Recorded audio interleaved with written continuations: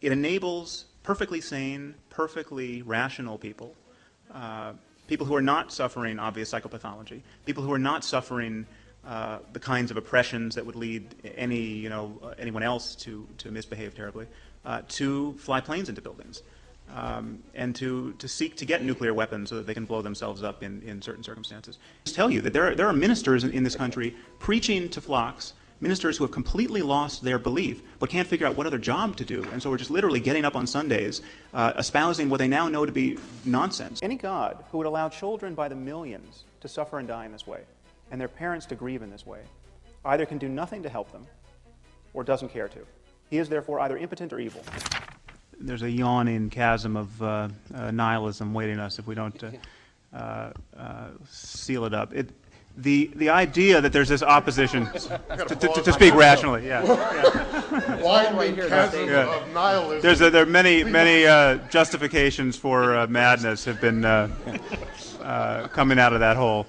This opposition between reason and everything else, I think, is fundamentally spurious. I think this idea that there's love on the one hand and then the cool rationality of science that's just all clatter and clockwork and soulless, this is a false dichotomy, and it's a dichotomy that is pervasive in the culture. You can't I can't tell you how many times I get on the radio and someone says, "Scientifically prove to me that you love your wife." As though that were just the knockdown argument of all time against reason and in support of faith. There's nothing irrational in principle about love. I mean, it is rational to value love. It is rational to try to recognize that it is one of our most cherished experiences, and then to try to live a life that maximizes it. Understanding love at the level of the brain is not going to deflate its importance for us. And the fact that we can understand the molecular constituents of chocolate doesn't make us not want to eat chocolate. I mean, these are different scales of interaction with the world. And so it's not a matter of only being coldly calculating in our approach to life, but where we have to call a spade is in gratuitous claims to certainty about invisible realities and the moral structure to the universe, about a God who so hates homosexuality that he will whip up tsunamis in defense of chaste heterosexual people. I mean, this is a vision of life that is animating millions and millions of our neighbors, and we have been cowed into not criticizing it. And I mean, to pick up what Pat Churchland said, this job is not best done by scientists. We need, from 100 sides, culture at large to just make it fundamentally embarrassing to hold these kinds of certainties. And I don't know if you know about how the KKK, how its stature got so eroded in this country, but there's this great little story about this guy Stetson Kennedy who leaked. He joined the KKK. And then he leaked all their goofy lingo and secret passwords to the people who were writing the Adventures of Superman radio series back in the 40s. And so every week, it was Superman fighting the KKK with all the up-to-the-minute passwords and handshakes and bogus, cultish nonsense. And so these grand wizards would come home and they would see their kids playing the KKK versus Superman on the front lawn, and with Superman winning and all the current passwords. And they found this so humiliating, and this was so corrosive. And Stetson Kennedy was still, inside the Klan. He would see the aftermath of these effects at meetings, and I'm sure there were other variables involved. But the KKK is functionally a defunct organization, whereas it had 20 million members, among whom were senators and even one president. It's possible to make progress. And I think we just have to keep that in view. So, To believe, another thing that was interesting in that poll was that physicians were more likely than scientists. 60% of U.S. physicians believe in a personal God. And I think that probably shouldn't be surprising, simply because physicians are the people who have to tell people all day long that they're going to die, or they tell the family that their family member is going to die. And I think death is very much central to this what is otherwise quite an astonishing feature of our discourse, that so many people believe the preposterous. I mean, there is no story that is going to so totally inure you to the tragedy of the death of your own child better than the story that she has been taken up to be with Jesus again, and you're gonna see her in a few short years. And so these religious myths are paying enormous dividends, emotional dividends for people. And I think it is the job of science to present a fully positive account of just how we can be happy and in this world and reconciled to our circumstance. One which, the alternative that religion is essentially offering people in that situation is the alternative to learning how to grieve. I mean, rather than learn how to grieve as children, we learn how to believe that death doesn't exist, or is in some cases a good thing, the best thing that could possibly happen to you as you get in this cult of martyrdom.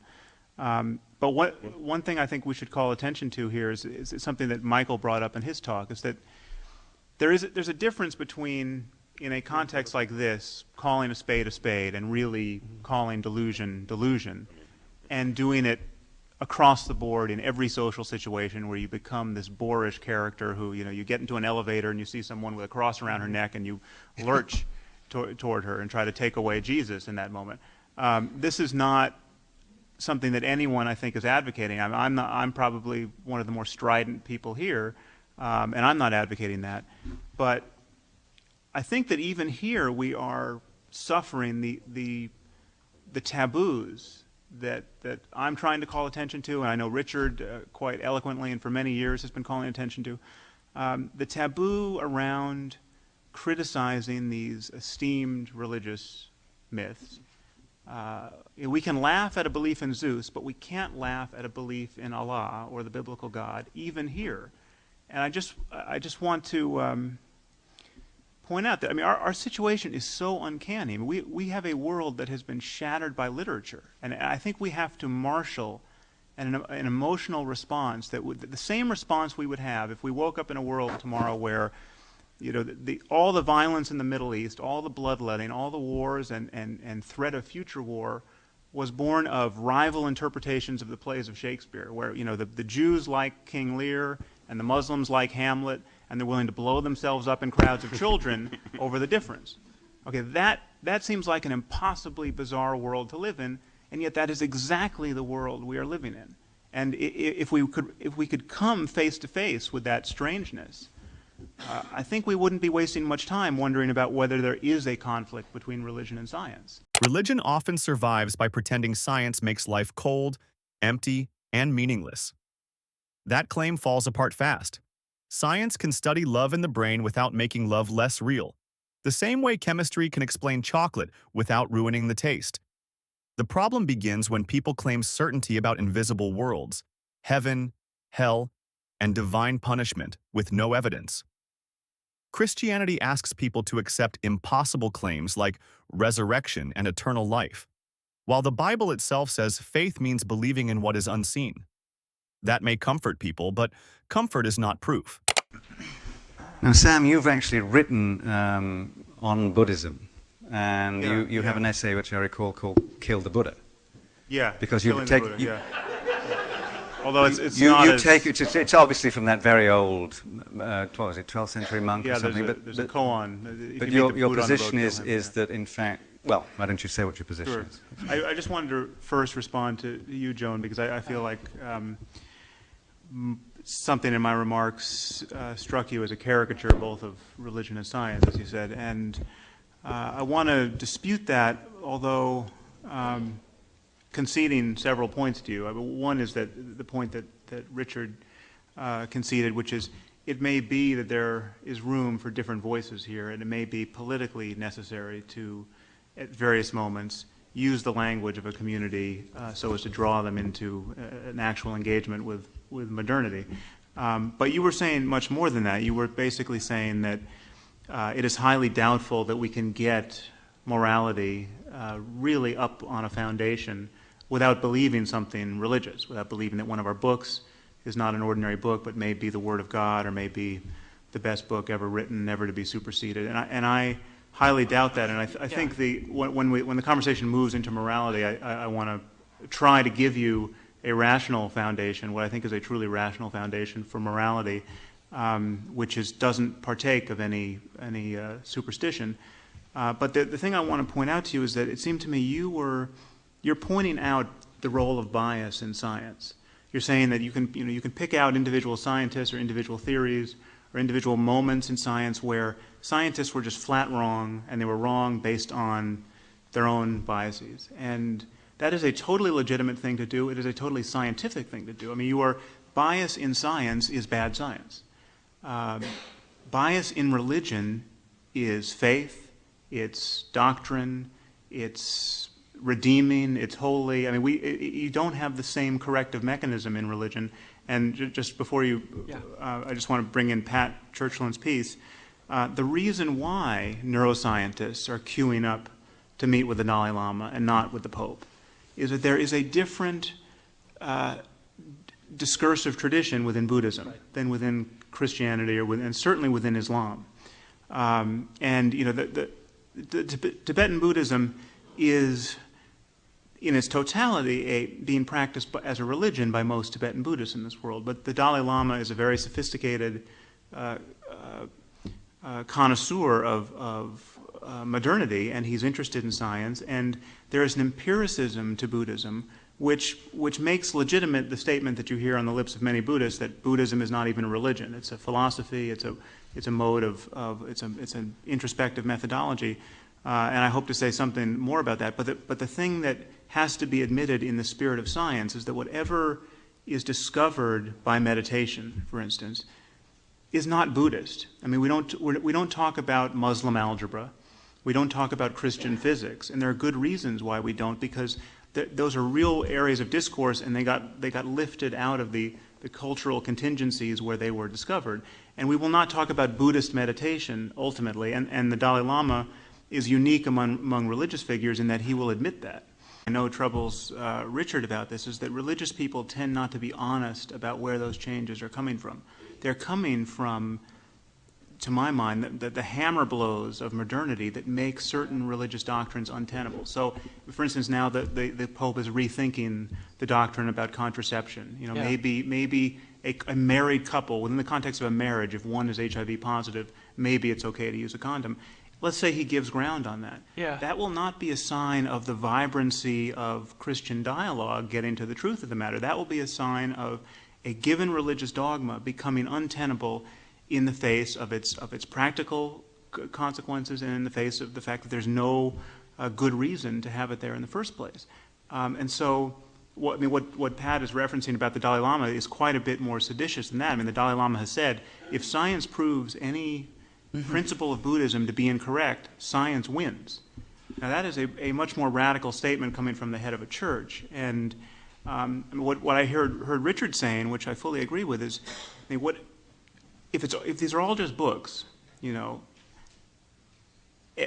have a choice between having a 21st century dialogue about ethics and the nature of reality, or we can fixate ourselves in the first century if we're going to hold to the New Testament, or the 7th century if we're going to hold to the Quran. And if there's something good in the Bible that is really standing the test of time, which I think there is. I mean, it's not much of it, I don't think, but the Golden Rule, for instance, I think is one of the most beautiful distillations of our ethical impulses. We can use the Golden Rule in the 21st century without believing anything preposterous. And we can see the wisdom of it, and then we can jettison all the rest that we effectively jettison anyway, because nobody's reading Leviticus now and saying we should be killing people for working on the Sabbath. Yeah. Well, that's an interesting program. And these are the core kinds of beliefs that have to be dealt with. And it's not just a simple matter of expunging them and proving them false.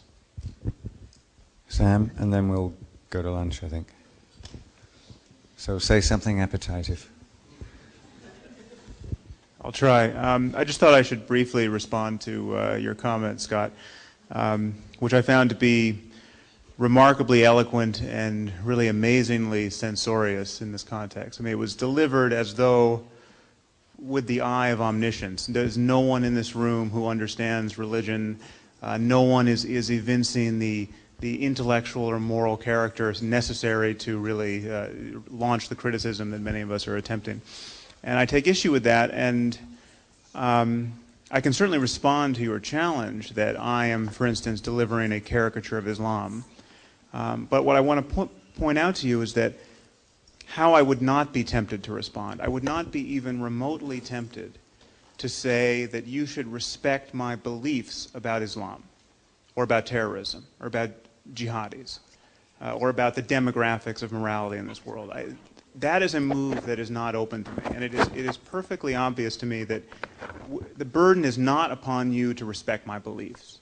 You and I disagree, and I will give you reasons for believing what I do, and you will evaluate those reasons. But we've heard from you, and we've heard, quite explicitly from other people in this room, these disgruntled sounds about how what I view as to be over broken taboos here, that we're not respecting people's beliefs. There's arrogance here. This is not sufficiently respectful of the very heartfelt beliefs of religious people. That is a double standard that we're paying a terrible price for. I would just invite you to reflect. When was the last time anyone in this room was admonished to respect another person's beliefs about physics, or about biology, or about medicine? We don't respect beliefs, we evaluate reasons. And perhaps now is not the moment for it, but I can assure you that I've read the Quran many times. I find it to be a document, and the larger commentarial literature, the hadith around the Quran, I find this to be a literature that makes ready sense of suicidal terrorism. I would never say that the only possible cause of suicidal terrorism is Islam or is religion.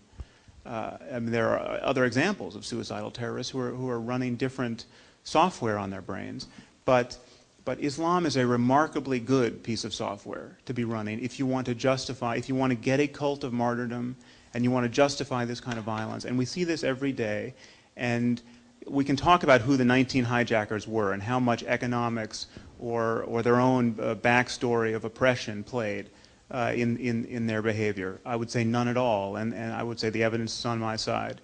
And I've looked at your own studies, and I know the kinds of interviews you do with jihadis, and we can talk about that data. But the larger critique here of religion is that religion is functioning by a double standard.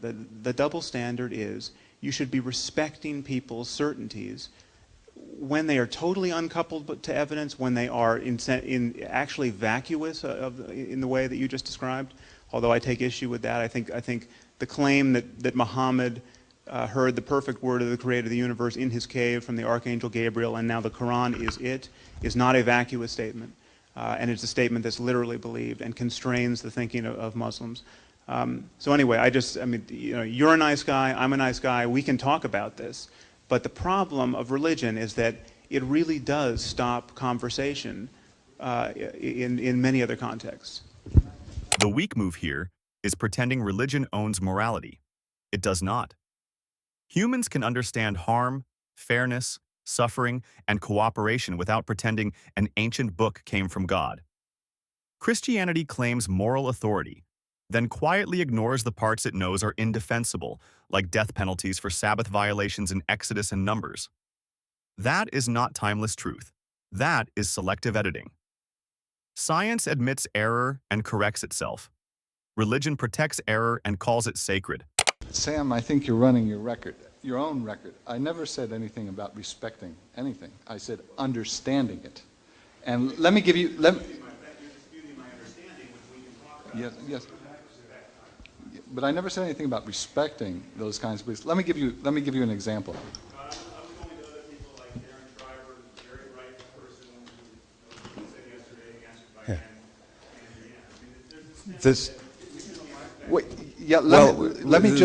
Let me just respond to this one. Well, point. but there's only one mic, and it sounds like a very interesting discussion. And we've got... No, I'm going to actually have to tell you that we actually are just about to run out of tape. I really regret that. But we can pick this up in the afternoon session, and we'll be glad to have you exchange comments then. We're finishing off your conversation. I guess I just have a few piecemeal things to say. The first is I'm not discounting the role of kinship and other variables in the social cohesion and social pressures that get people to do terrifically unwise things. And the problem for me is not, I'm not worried about the bad people in the world. I'm not worried about the sociopaths who have frontal lobe anomalies and can't feel empathy for others and therefore, kill and eat people. There are people like Jeffrey Dahmer in the world, and belief is not necessarily what is so operative. What scares me the most about certain kinds of divisive dogmatisms, and I think religion being the preeminent flavor of that, and at this moment in its history, Islam being the most exquisitely pungent of those flavors, is that it enables perfectly sane, perfectly rational people, people who are not suffering obvious psychopathology, people who are not suffering the kinds of oppressions that would lead anyone else to misbehave terribly, to fly planes into buildings, and to seek to get nuclear weapons so that they can blow themselves up in certain circumstances. And what I hear Scott doing is discounting the role of specific beliefs. And I think it really matters specifically what people believe, and that there are innumerable instances where we can see that the proximate cause of certain behavior is precisely what a person believed, in this case about God and paradise and the evils of infidels. And so one thing I would say to you, Scott, is that you have some, if Islam is really orthogonal to this problem, or a variable number 10 on your list of variables, a few things you should explain. One is, where are the Palestinian Christian suicide bombers? There are, most of the Palestinians are Muslims, obviously, but there are Palestinian Christians who have to go through the same checkpoints. They suffer the same humiliations by Israelis. I mean, it seems to me this is practically a science experiment. We have the same people speaking the same language, living in the same deplorable conditions.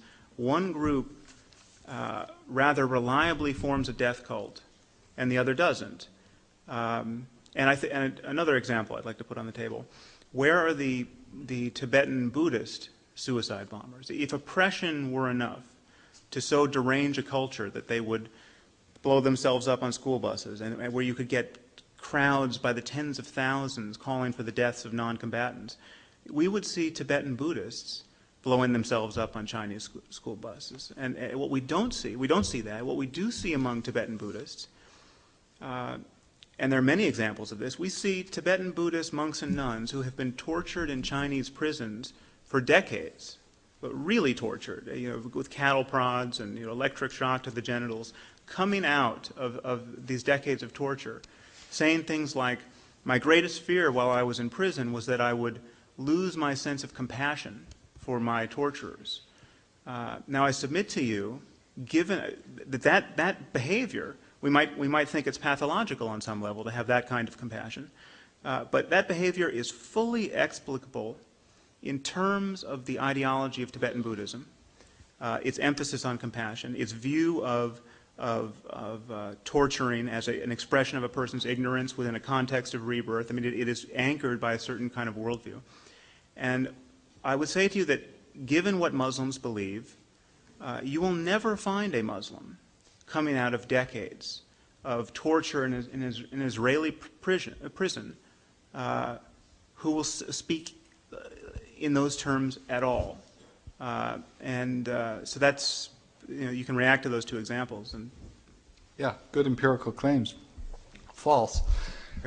Could I just have one slide? One slide. Oh, this is the handout that's outside, the mysterious handout. I don't know if...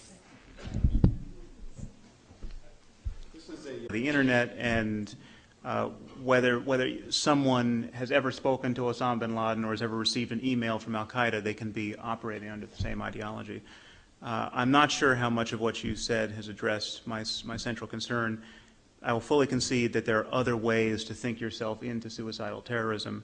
I did not know there were any Christian suicide bombers, and it doesn't surprise me, but the thing that I want to point out is that there's a real difference between how easily you can morph the ideology of martyrdom and jihad within Islam to this kind of behavior, and how much more work you have to do in Christianity as it is currently practiced, and in Buddhism. Now, you mentioned the Zen Buddhists, or the kamikaze pilots of World War II. I can easily describe why Zen Buddhism, in combination with Shinto and Japanese military chauvinism, could get you an ideology that was very martial and justify that behavior, and why the Tibetan Buddhists are a very unlikely candidate population for that behavior, given what they believe about compassion. You know, among Buddhists, one of the real problems with Zen is that it does not emphasize compassion at all, or very much, and you can get this very kind of militant samurai sort of, you know, the sword of wisdom kind of ethos, and without much practical application of compassion. So I'm still arguing for theological consequences of ideas, and I just think that there's an obscurantism at the heart of the way you're talking about this that troubles me, because this is what I think. The scary part about religion is that it does not need monsters. It can take normal people and give them a story that makes cruelty feel holy. Christianity proves the danger clearly. The Bible commands genocide in 1 Samuel 15, gives rules for slavery in Ephesians 6, and teaches eternal punishment in Matthew 25. These are not small details. These are moral failures written into the text. Then believers are trained to call the book good because they are told the command comes from God. That is how religion corrupts moral judgment. Once divine command becomes more important than human suffering, almost anything can be defended. If the Quran was exactly the way it is, but it contained a single extra line, and that line read, if you see a red-haired woman on your doorstep at sunset, cut her head off. Okay, just imagine a text like this that comes down through the ages that contains a line like that. I can tell you what kind of world we would live in. We would live in a world where red-haired women would be found murdered in the Muslim world. We would, we'd open the New York Times and we would hear that there were, 20 heads found in a bag, and they were all red-haired women. We would also live in a world in which apologists for Islam would say, would look at that behavior and say, that has nothing to do with Islam. There was a news story yesterday about a Mormon man who killed his wife, and she had red hair. Many of those women who were found whose heads were found in the bag in Baghdad were not actually redheads, but some were strawberry blonde. We would hear about women who were shot and not decapitated, and decapitation is the only thing that is sanctioned in the Quran. I mean, this is the kind of gymnastics we would be faced with. And the basic fact about the Quran, as it is with so many other books like Leviticus and Deuteronomy, and there's nothing worse than Leviticus and Deuteronomy as far as I can tell, but people ignore them, as Richard pointed out. The basic problem with the Quran is that it really does preach hatred and fear of the infidel far more eloquently than it preaches anything else. And that is a problem we are living with, and no amount of casuistry is going to get us around that until we find some way of empowering the forces of moderation in the Muslim world. And I would agree with you, in a hostage negotiation, you don't tell them that your religion is bullshit. I think we are engaged in a very different hostage negotiation now, talking about the role of science and intellectual honesty. Let me just say about the kamikaze, there's a book called When Cherry Blossoms Fall. They were not militant. There was not much of a militant ideology. They were basically German romantics. Read Zen at War and Zen War Stories. If This you is want to their know. diaries. This is their diaries. Can I But comment on the, let me on the kamikazes for a moment, just Yeah. because it's right, it's in the moment, and I know my esteemed colleague here, he's always trying. It's okay. Go I'll ahead, hand to you Neil. in just a moment. Aren't we forgetting a couple of things here? That, for example, the American admirals in the Pacific, once they saw that Japanese pilots were, instead of firing missiles and bombs to the ships, started flying their planes into the ships, they knew that there was a turn in the war at that point, because as effective as that was, as an act of war, they knew that Japan's capacity to wage war was on a dramatic decline. Because had that been, it was not the first choice for Japan to engage kamikaze bombers. And so if we go to Islam, there's a question I haven't heard asked yet. Because we're looking at suicide bombings as some kind of intrinsically noble exercise within the paradigm and abhorrent from the outside. But would there be suicide bombings if the Islamic community had their own air force and tanks? I don't think so. They would be invoking the military machines that the rest of the West has available to itself. And they say so quite specifically. Okay. No, I would say I wouldn't be quite that sanguine. There wouldn't be suicide bombings, perhaps, but this notion of martyrdom, either you believe in martyrdom as a genuine metaphysical principle or you don't. If you do, it has certain behavioral and logical consequences. Get the U.S. out of this. Look at the war between Iran and Iraq. The Iranian mothers were sending their teenage sons out to clear minefields with their lives, thinking they were going to get to paradise and get the whole family in after them. We were not, this was not Iran against the great Satan. This was not an expression of their entanglement with Israel. This was, I mean, how do you get a mother to celebrate the suicidal atrocities of her children? She has to believe something. Now, more often than not, you know, I'm with Weinberg, who thinks she has to believe something religious. Now, you can get me some kind of Marxist ideology hammered into her head that may get her to feel consoled by that behavior, but you know, martyrdom is good enough, and martyrdom is very well subscribed. And so, whether they're willing to blow up nukes or just not be deterred in a mutually assured destructive sort of way, the way the Soviet Union was. That's really what I'm worried about. I'm worried about a world in which we wake up and we see the psychological equivalents of the 19 hijackers armed with long-range nuclear weapons. And then we have to think, well, are these really rational actors? I mean, are they as pragmatic as Scott says? Or are these guys really willing to hit the wall at 400 miles an hour? I think they're telling us they're willing to hit the wall. Many of them are hitting the wall. I think as a rhetorical device, that's pretty persuasive.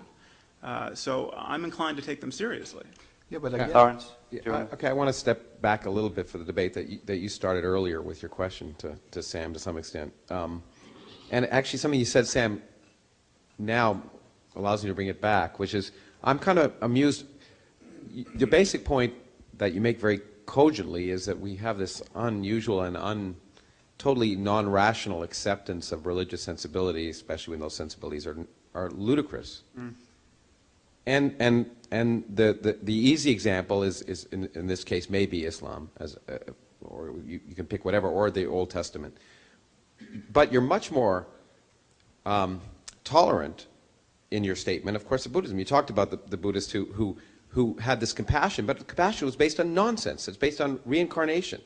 Well, it's actually, I mean, I can unpack that, but... Yeah, but okay, but the point is, it's clear to me that you're much more willing to, in some sense, be respectful of a nonsensical religious belief which leads to a positive result, perhaps.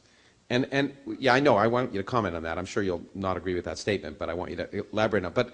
But I think what that reflects is this question that you were asking earlier, which is the a priori attack on religious faith in general, or in fact not religious faith, but faith in things which you cannot, for which you have no evidence whatsoever, as a general statement that is a bad thing, that making that attack is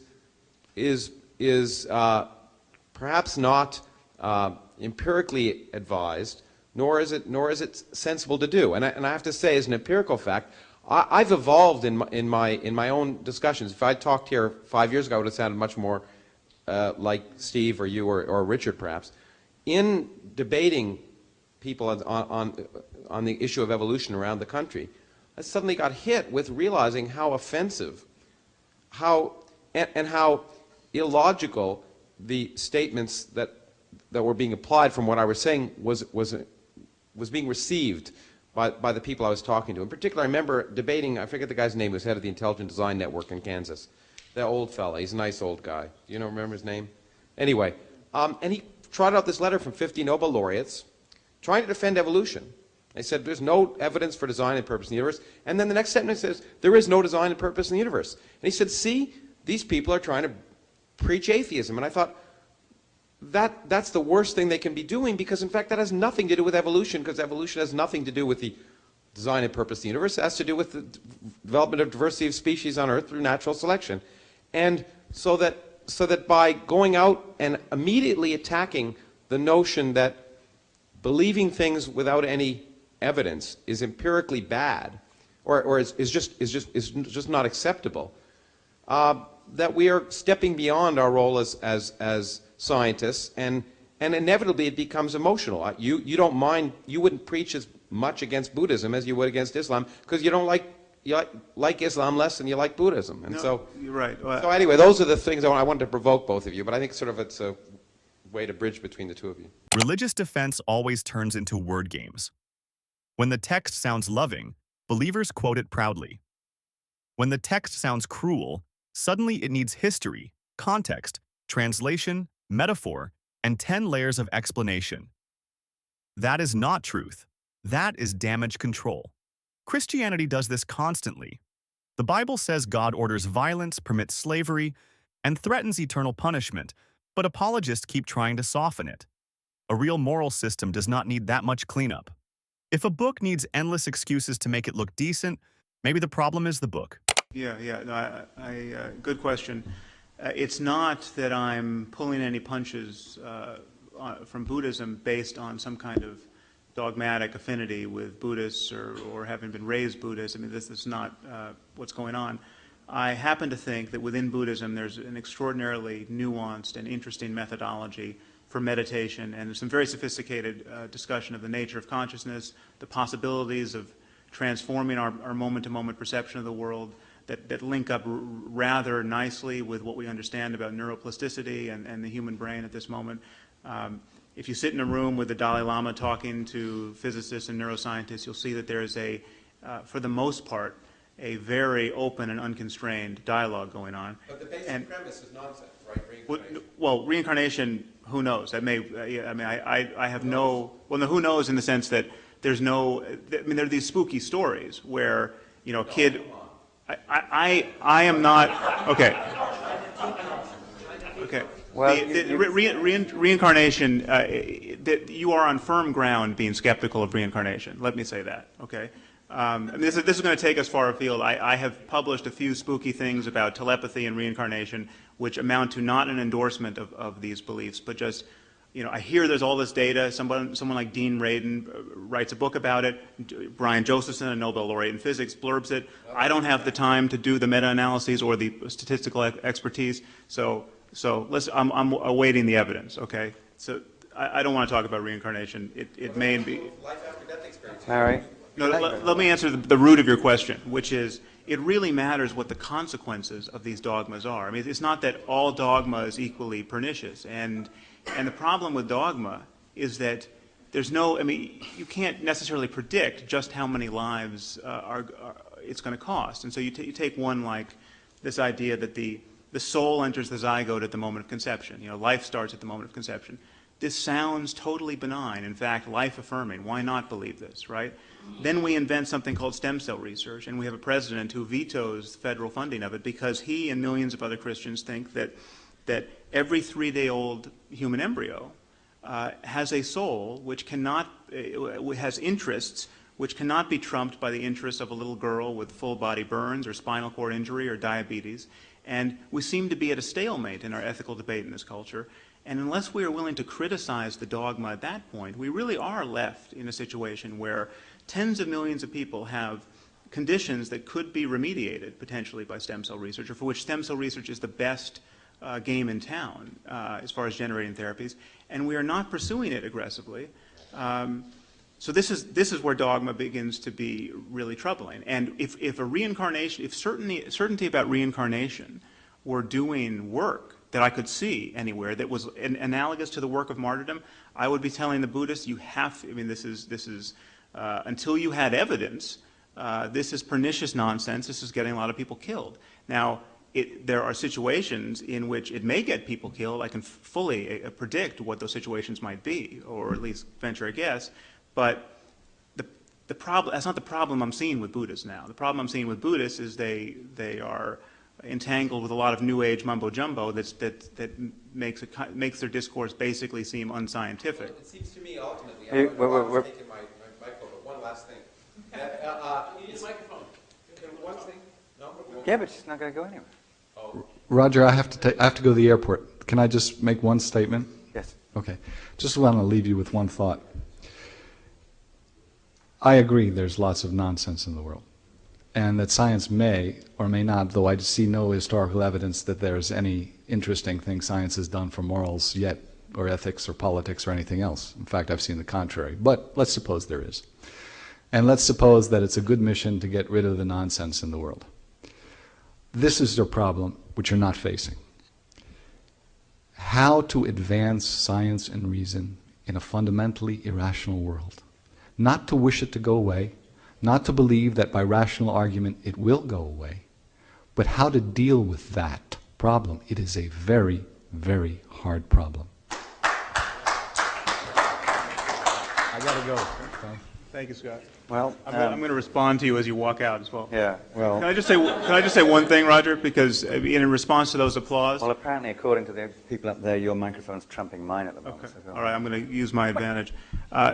Rational argument actually does occasionally, and I think rather often, change people's minds about God. I mean, I am the recipient of thousands upon thousands of emails now from people who used to be fundamentalists, who got argued out of it. I mean, trying to square their ludicrous beliefs about the world with the consequences of those beliefs and with the testimony of rationality on 100 fronts has eroded their confidence in those beliefs. And you wouldn't know this. I mean, we have this kind of shibboleth which says you can't what wasn't reasoned into existence can't be reasoned out.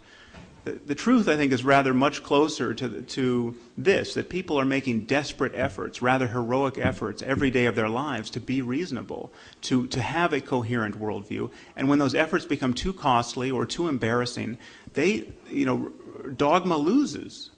And I can just tell you that there are ministers in this country preaching to flocks, ministers who have completely lost their belief but can't figure out what other job to do. And so we're just literally getting up on Sundays, espousing what they now know to be nonsense.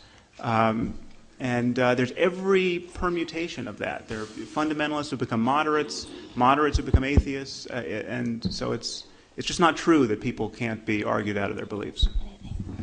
Here is where religion becomes more than wrong. It becomes expensive.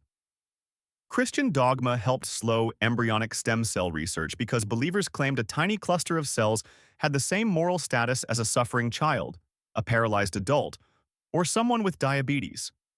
That is what happens when theology enters medicine. Real patients get pushed aside for an invisible soul no one can prove exists. Science looks at suffering and asks, what can we test? Religion looks at suffering and protects a belief. That is not morality. That is ideology wearing a halo. Begin. Well, that was all very interesting. Ask yourselves, what is wrong with spending eternity in hell? Well, I'm told it's rather hot there, for one. Dr. Craig is not offering an alternative view of morality.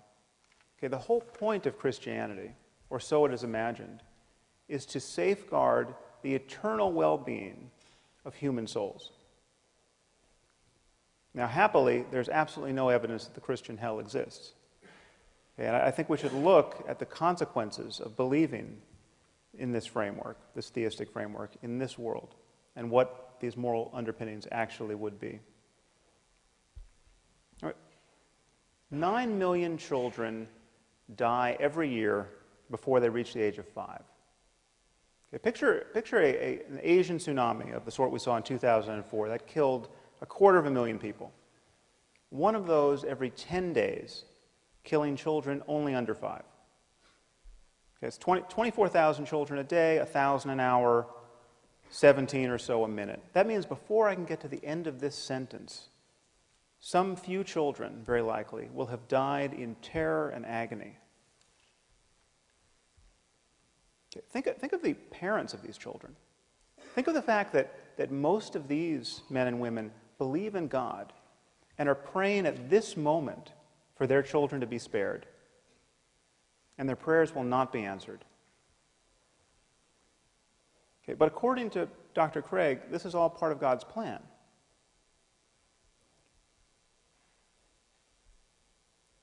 Any God who would allow children by the millions to suffer and die in this way, and their parents to grieve in this way, either can do nothing to help them or doesn't care to.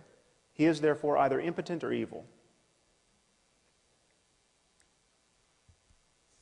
And worse than that, on Dr. Craig's view, most of these people, many of these people certainly, will be going to hell because they're praying to the wrong God.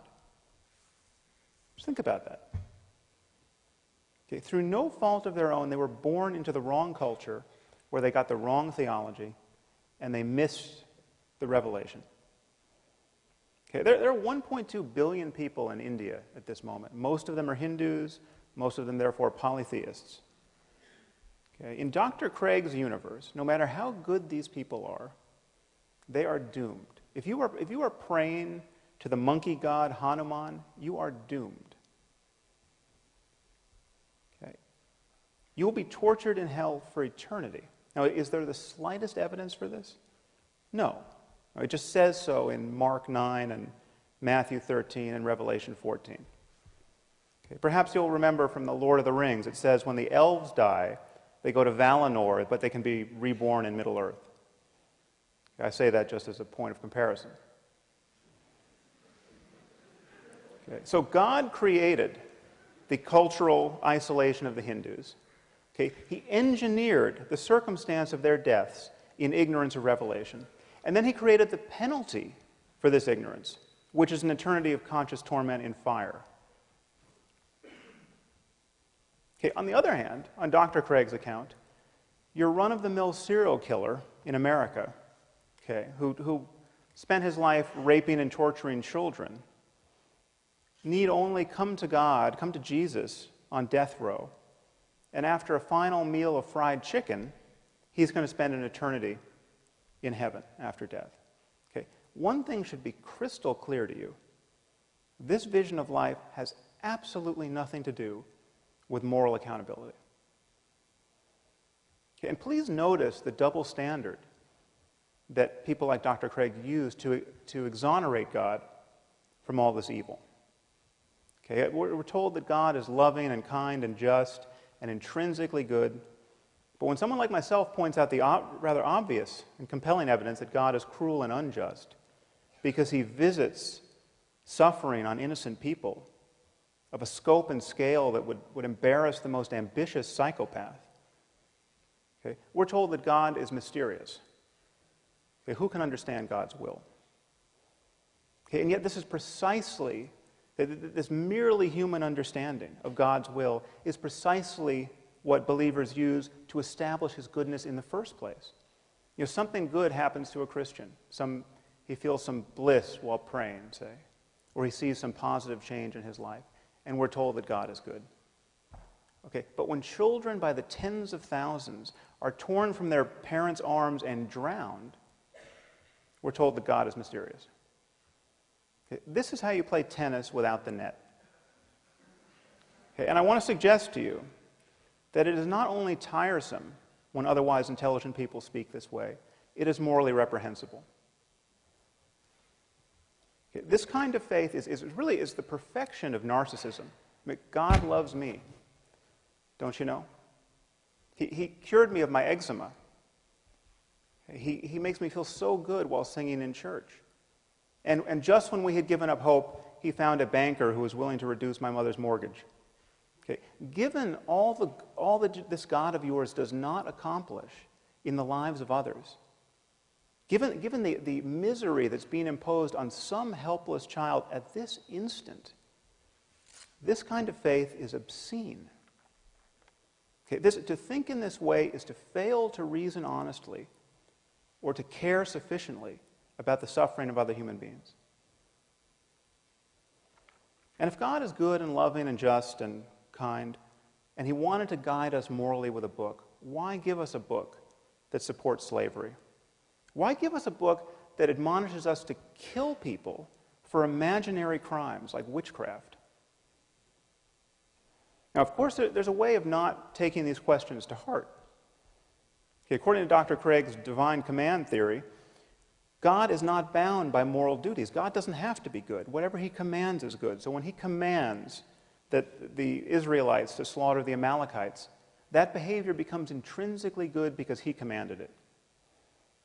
Okay, well, here we're being offered, I'm glad he raised the issue of psychopathy, we're being offered a psychopathic and psychotic moral attitude. It's psychotic because this is completely delusional. There's no reason to believe that we live in a universe ruled by an invisible monster, Yahweh.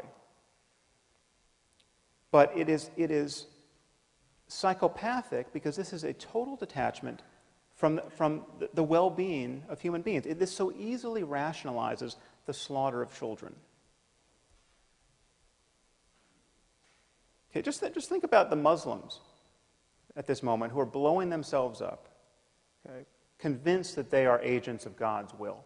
There is absolutely nothing that Dr. Craig can say against their behavior in moral terms, apart from his own faith-based claim that they're praying to the wrong God.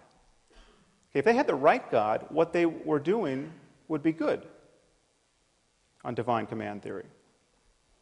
Now, I'm obviously not saying that Dr. Craig or all religious people are psychopaths and psychotics, but this, to me, is the true horror of religion. Okay, it allows perfectly decent and sane people to believe by the billions what only lunatics could believe on their own. Okay, if you wake up tomorrow morning thinking that saying a few Latin words over your pancakes is going to turn them into the body of Elvis Presley, okay, you have lost your mind. Okay. But if you think more or less the same thing about a cracker and the body of Jesus, you're just a Catholic.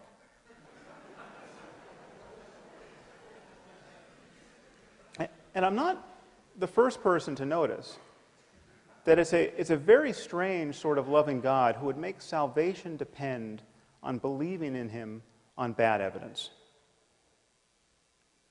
Okay,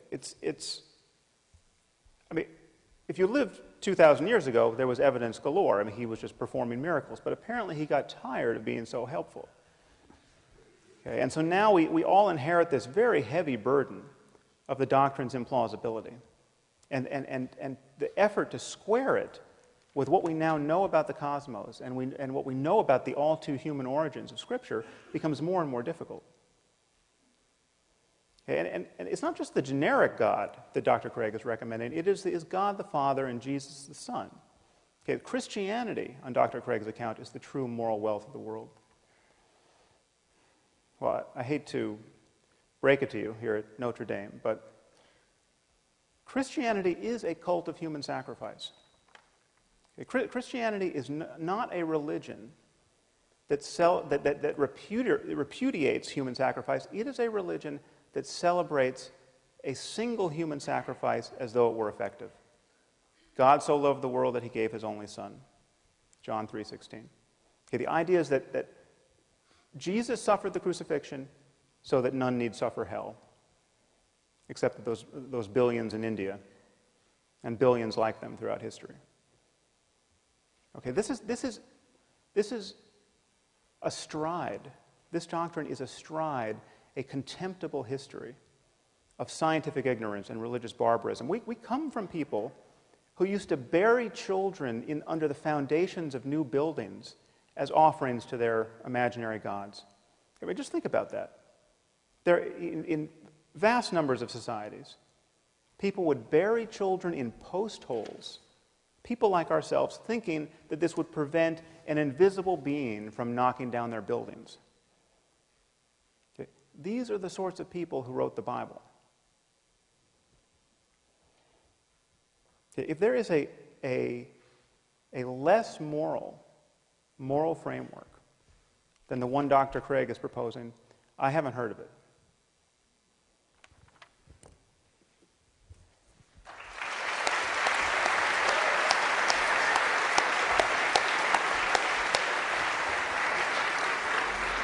here's the brutal problem Christianity cannot escape. It says God is loving, powerful, and just, while millions of children still suffer and die every year. The latest global data shows about 4.9 million children under 5 died in 2024. If God can stop that and does not, he is not good. If he wants to stop it but cannot, he is not all-powerful. Then Christianity makes the problem worse with hell. A kind person born in the wrong religion can be punished forever, while a murderer can confess at the end and be saved. That is not justice. That is a broken moral system built around belief, not goodness. And when believers say, God is mysterious, that is not an answer. It is an escape hatch. They call God good when life goes well, then call him mysterious when innocent people suffer. So here is the real question. If this belief system came from a perfect God, why does it look so much like human fear, ancient violence, and moral confusion? Comment your thoughts below. Do you think religion gives people morality? Or does it teach people to excuse bad morality? Like this video, subscribe, and follow for more.